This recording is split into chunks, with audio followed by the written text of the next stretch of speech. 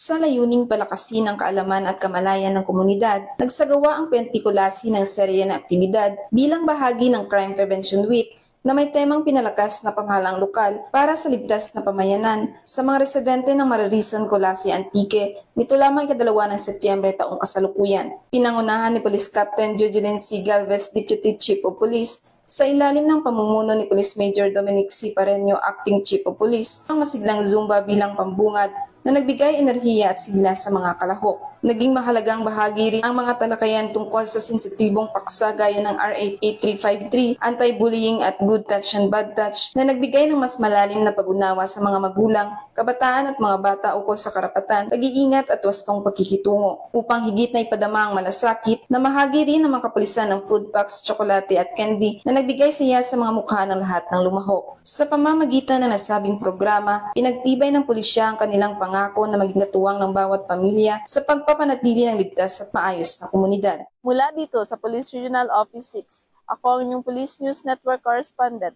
Patrolwoman Dilibel Alvior, alagad ng batas, tagataguyod ng balitang pulis.